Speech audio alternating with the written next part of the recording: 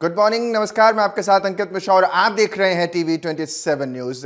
बात सबसे पहले आज मध्य प्रदेश की कर लेते हैं और खबर सिवनी से निकल कर आ रही है। सिवनी से खबर, जहां पर धूमा मंडल में आयोजित पीएम मोदी के मन की बात को सुनने के लिए सभी कार्यकर्ता मौजूद रहे।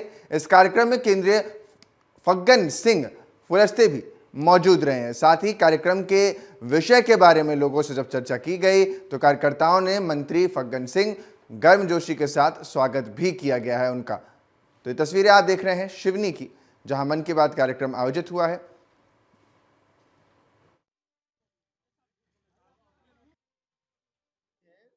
मुझे जाना है गोटे गांव और इसीलिए मैंने, चूंकि क्षेत्र है तो मैंने कार्यकर्ताओं को मैंने कहा कि आज प्रधानमंत्री जी की मन की बात आप लोग सब लोग सुने।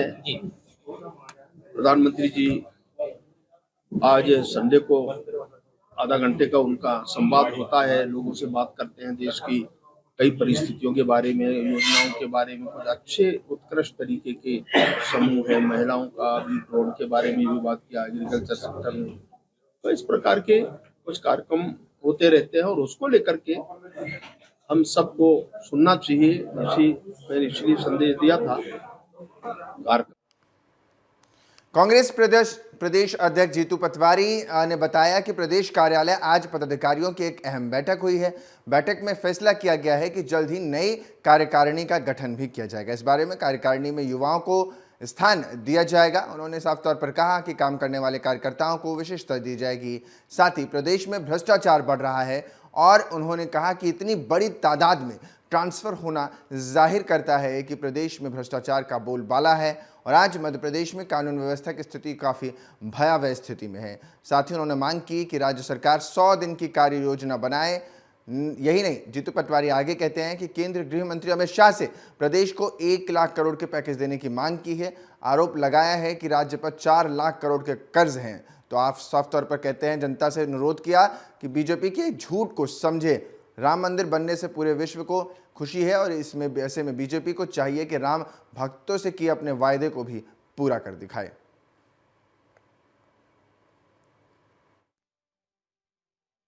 अध्यक्षों से, सारे मंडल अध्यक्षों से, सारे वरिष्ठ नेताओं से, जितने हमारे प्रत्याशी और विधायक हैं उनसे, सारे जिला अध्यक्ष और जिला प्रभारियों से और कांग्रेस के वर्कर जितने भी हमारी आज की जूम मीटिंग हुई थी, जिसमें आदरणीय हमारी सारे ब्लॉक अध्यक्षों से, सारे मंडल अध्यक्षों से, सारे वरिष्ठ नेताओं से, हमारे विधायक हैं, सारे जिला अध्यक्ष जिला प्रभारियों से और कांग्रेस के वर्कर जितने भी हमारी आज की जूम मीटिंग हुई थी, जिसमें आदरणीय कमलनाथ जी, आदरणीय दिग्विजय सिंह जी, विवेक तनखा जी, यादव जी, उमंग सिंगार जी और आदरणीय हमारे CWC के मेंबर। गुना में बीजेपी में अंतरकलह देखने को मिल रहा है, जहां पर पूर्व मंत्री और कट्टर सिंधिया समर्थक का बड़ा बयान सामने आया। पूर्व मंत्री महेंद्र सिसोदिया ने गुना सांसद केपी यादव की अक्लमंदी पर ही सवाल खड़े कर दिए हैं। दरअसल गुना पासपोर्ट ऑफिस का उद्घाटन करने पर उनकी अक्लमंदी पर सवाल उठाए हैं और क्या कुछ कहा है, अब आपको ये भी सुनवाते हैं।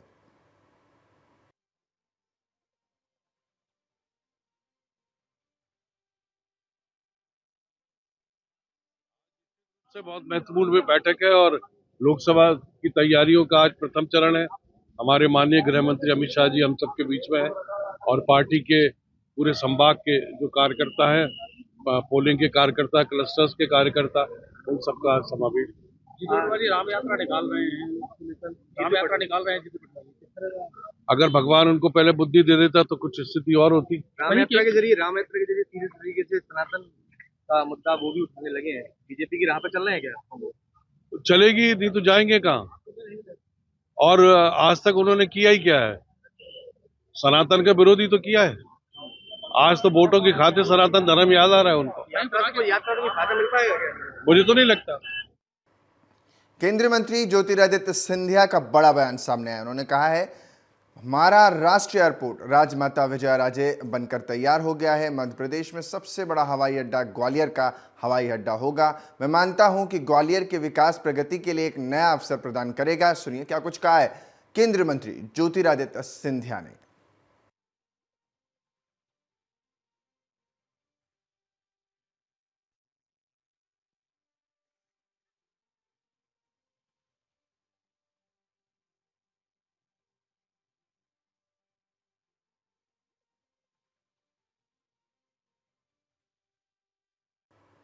बड़वानी जिले की पानसेमल कन्या शासकीय शिक्षा परिसर छात्रावास की कक्षा 8 की करीब 40 से ज्यादा छात्राओं ने अपनी मांगों को लेकर अनोखा विरोध प्रदर्शन किया है। छात्राओं ने स्कूल और छात्रावास की मांग को लेकर 15 किलोमीटर का लंबा मार्च किया। सूचना मिलने पर पहुंचे प्रशासन के अधिकारियों ने छात्रों को उनकी मांगों पर जल्द से जल्द कार्यवाही का आश्वासन भी दिया है।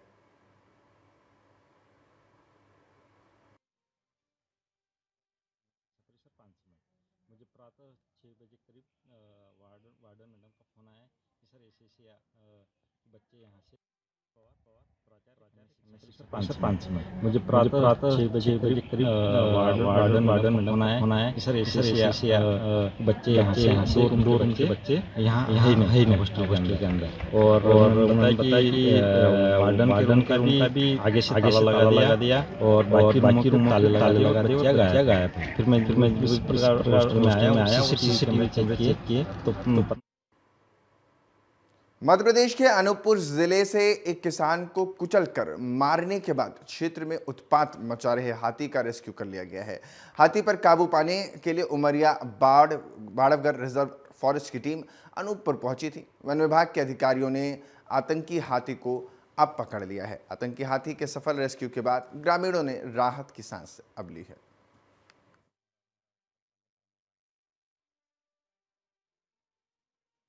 और करीब 8 बजे हम लोगों ने इसको कैप्चर कर लिया और अभी ये ट्रक में लोड हो चुका है। ये काना के लिए रवाना हो चुका है। सर लगभग कितनी उम्र का किस प्रजाति का हाथी ये है? मेल है और करीब मेरे को लगता है 30 साल का है। गुलग्राम है। सर ये कितने माह से अपने अनूपपुर जिले में मध्य प्रदेश में रहा? अनूपपुर जिले में ये करीब 1 माह से लगातार घूम रहा है। सर ये अकेले आया था कि और भी साथ में और 3 हाथी थे इसके साथ। जी। तो एक हाथी जो है नार्थ शहडोल में घूम रहा है। अभी बांधवगढ़ बफर जोन में भी चला गया था, वहाँ से आकर के जयसी नगर एरिया में घूम रहा है। एक हाथी करंट से मर गया है और एक ये हाथी इसको आज कैप्चर करके खाना भेजा गया। Sir thank you. केंद्रीय नागरिक उड्डयन मंत्री ज्योतिरादित्य सिंधिया ने गोरखी देवघर का दौरा किया है। इस दौरान उन्होंने गोरखी स्थित कुल देवता की पूजा भी की है। ग्वालियर में लोकसभा चुनाव की तैयारी को लेकर ज्योतिरादित्य सिंधिया ने कहा कि कार्यकर्ताओं में एक नई ऊर्जा के साथ और ये लोकसभा की तैयारियों को लेकर एक अहम बैठक हुई है। लोकसभा चुनाव को लेकर इस पर मंथन होगा। वहीं कांग्रेस के राम यात्रा को लेकर राहुल गांधी के ऐलान के सवाल पर बोलने से इनकार करते नजर आए। राम यात्रा के लिए इनकार।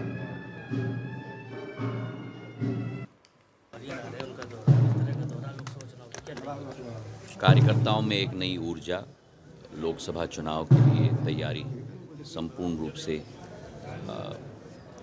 शुरुआत और एक नई ऊर्जा और एक नया विचारधारा कि कैसे इस लोकसभा को चुनाव को लड़ना है, उस पर हम लोगों का मंथन होगा। महाराज साहब कांग्रेस ने कहा है चलिए अब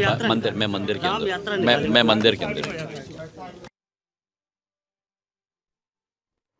शहडोल संभाग के अनूपपुर जिले के जतहरी में एक जंगली हाथी ने कोहराम मचा रखा था।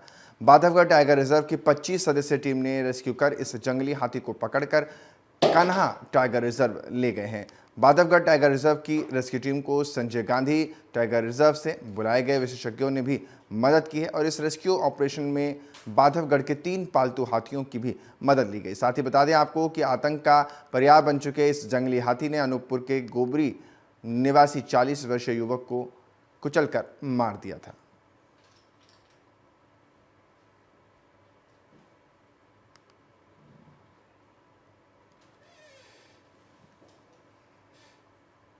सीहोर पुलिस को बड़ी सफलता हाथ लगी है। पुलिस ने महिला से दुष्कर्म करने वाले आरोपी को गिरफ्तार कर लिया है। वहीं अहमदपुर थाना प्रभारी विक्रम आदर्श ने बताया कि 23 फरवरी को पीड़ित महिला ने पुलिस में शिकायत दर्ज कराई थी। दीपक मीणा ने महिला को अकेले पाकर पिस्तौल दिखाकर उनके साथ दुष्कर्म किया। घटना के बाद आरोपी दीपक मीणा फरार हो गया है।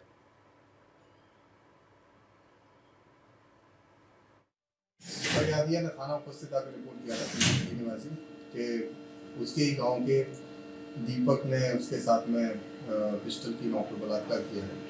इसके संबंध में तुरंत वरिष्ठ अधिकारियों से मार्गदर्शन प्राप्त कर FIR रजिस्टर की। FIR रजिस्टर करने के बाद में आरोपी की पता तलाश जारी की गई।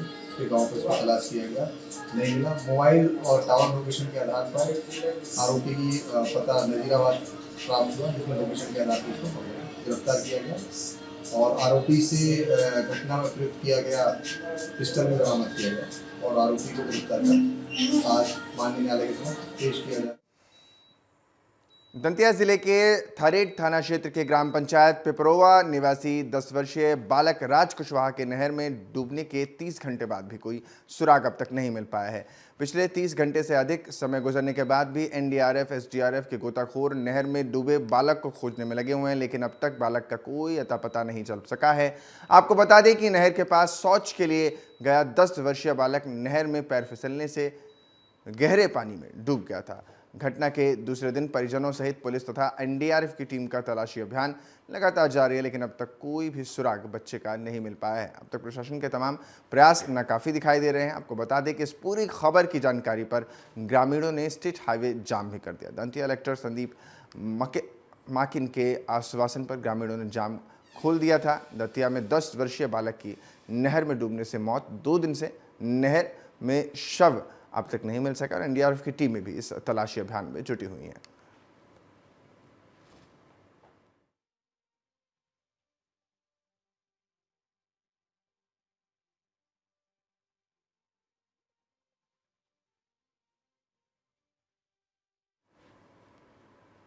प्रधानमंत्री जन मन योजना और मध्य प्रदेश शासन की योजनाओं की जानकारी कलेक्टर ने ग्रामीण इलाके का दौरा किया है। कलेक्टर संदीप माखिन ने बताया कि दंतिया जिले में सहरिया जनजाति आदिवासियों की 10,800 से ज़्यादा अधिक जनसंख्या है और संपूर्ण जिले में करीब 2400 परिवार जनजातीय सहरिया आदिवासियों का निवास करता है। दतिया जिले में बसे सभी सहरिया जनजातीय आदिवासी परिवारों को शासन द्वारा संचालित हितग्राही मूलक योजना का लाभ दिलाया जाएगा। इसकी सतत निगरानी भी लगातार की जा रही है।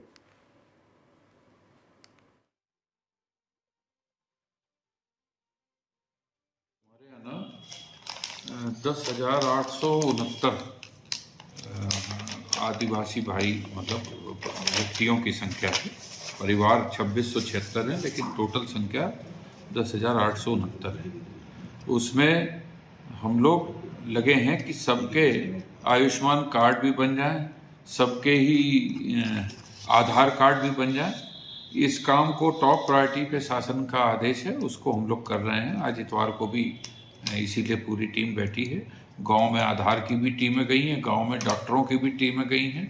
डॉक्टर्स के टीम को हमने बोल दिया है कि जिनके जिनके समग्र आईडी और आधार हैं और उनमें से जिनके आयुष्मान कार्ड नहीं बने वो लिस्ट भी दे दी है। जबलपुर में केंद्र सरकार की नई शिक्षा नीति को लेकर कांग्रेस ने प्रेस कॉन्फ्रेंस की है। कांग्रेस पार्टी के पूर्व महामंत्री सौरभ शर्मा ने वार्ता के माध्यम से यानी दौरान बताया कि केंद्र सरकार के द्वारा नई शिक्षा नीति लागू की गई। केंद्र सरकार छात्र छात्राओं के भविष्य के साथ खिलवाड़ कर रही है।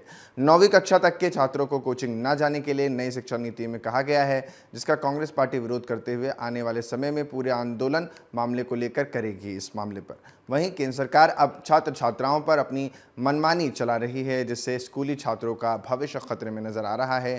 कांग्रेस पार्टी नई शिक्षा नीति के खिलाफ प्रदेश स्तर पर आंदोलन करने जा रही है।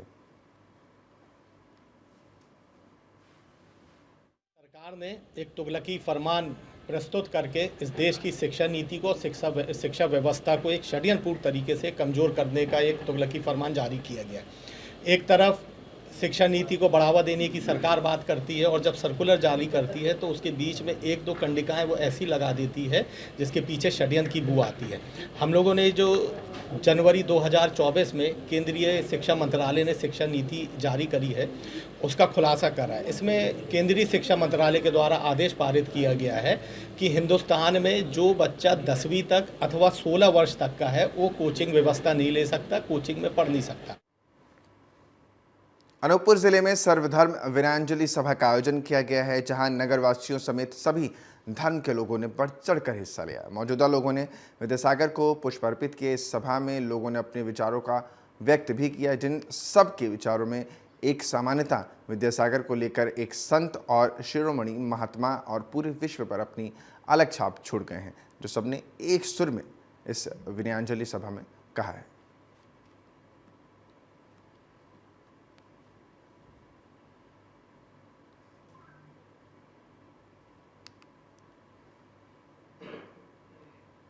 सैंपलिंग टीम को लेकर किराना एसोसिएशन व्यापारियों ने पुरानी गल्ला मंडी में बैठक की है। सैंपलिंग को लेकर व्यापारियों में हड़कंप मचा हुआ है। सैंपलिंग को लेकर व्यापारियों का कहना है कि हम निर्माता नहीं हैं, हम सिर्फ विक्रेता हैं एवं ना ही हमारे पास लैबोरेटरी साथ में रहती है। हमारा संपूर्ण प्रयास यही रहता है कि हम उच्च गुणवत्ता का माल ही खरीदें।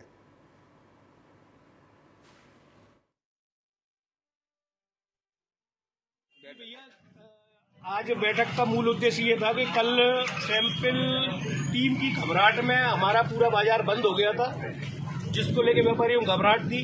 सैंपल हमेशा से भरे होते रहे और हम भी चाहते हैं कि बाजार में सामान शुद्ध बिके, लेकिन चूंकि परेशानी समस्या ये कि एक आदमी के 5-5, 7-7 सैंपल उठा रहे हैं और सैंपल की बात करें तो हम निर्माता नहीं है, हम लैब साथ में रख के सामान नहीं खरीद रहे, हम विक्रेता है। उत्पादक ऊपर करे कार्रवाई प्रशासन, हमें कोई दिक्कत नहीं है, तो हमें उससे बरी रखा जाए। बाकी जो भी है लाइसेंस। बात मध्य प्रदेश में छोटे से ब्रेक के लिए आप बने रहे, देखते रहिए TV 27 न्यूज़।